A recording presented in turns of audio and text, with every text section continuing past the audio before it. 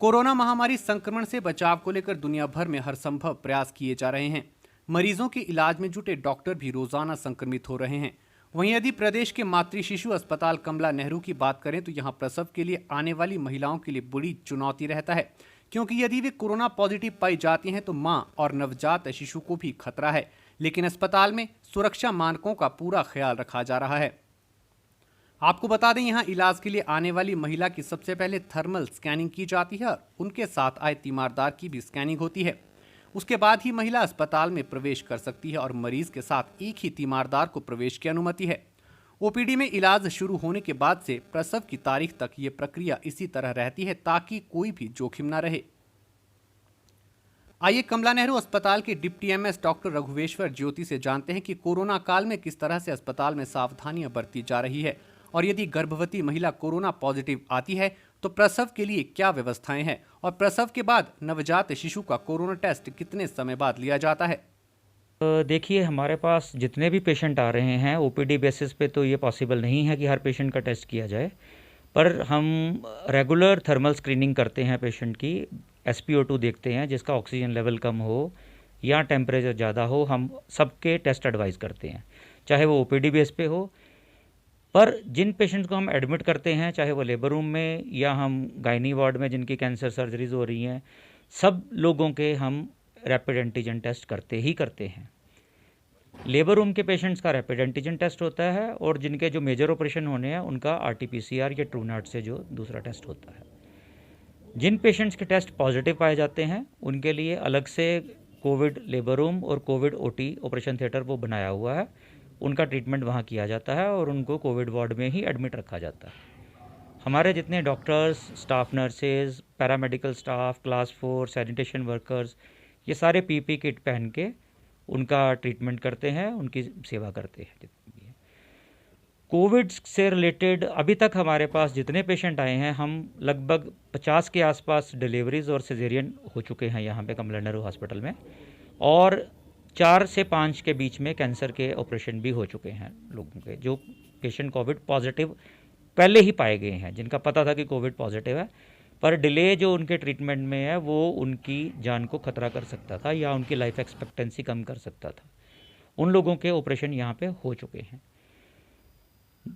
बाकी डॉक्टर्स को भी और स्टाफ को भी काफ़ी खतरा है। हमारे कोई 12 पोस्ट ग्रेजुएट स्टूडेंट्स जो MD कर रहे हैं वो भी कोविड से संक्रमित हो चुके हैं इस दौरान, उनका इलाज करने के दौरान। 4 हमारे सीनियर डॉक्टर्स कंसल्टेंट्स वो भी पॉजिटिव हो चुके हैं।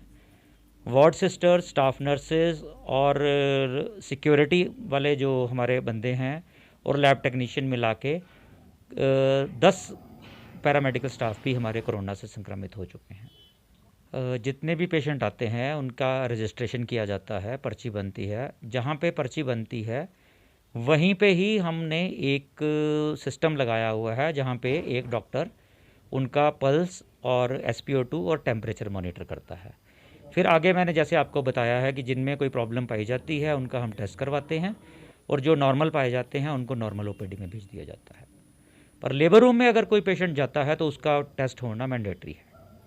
क्या ऐसे भी कोई मामले आए हैं सामने की एंट्री से लेकर जो है वो OPD तक जब पेशेंट जाता है, उसके बाद जब डिलीवरी के लिए उसे लेबर रूम ले जाया जाता है, उसके बाद पॉजिटिव आया हो? बिल्कुल, ऐसे कई पेशेंट आए हैं कि क्योंकि टेस्ट तो लेबर रूम में ही होना है जाके, तो पेशेंट को सबसे पहले तो OPD में देखा जाता है, फिर OPD में ही पेशेंट को देख के डिसाइड किया जाता है कि ये पेशेंट लेबर रूम में एडमिट करना है या कहाँ करना है।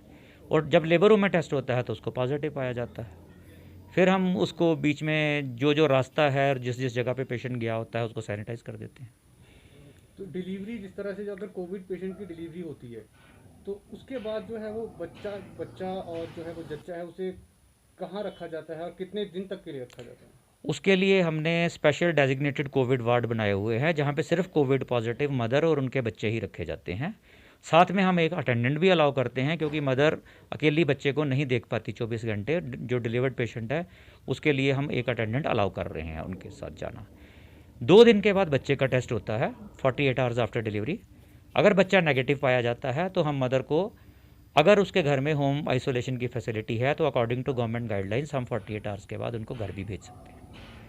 अगर उनके पास होम आइसोलेशन की फैसिलिटी नहीं है तो हम उनको यहाँ रख लेते हैं या फिर DDU में शिफ्ट कर देते हैं उतनी देर के लिए।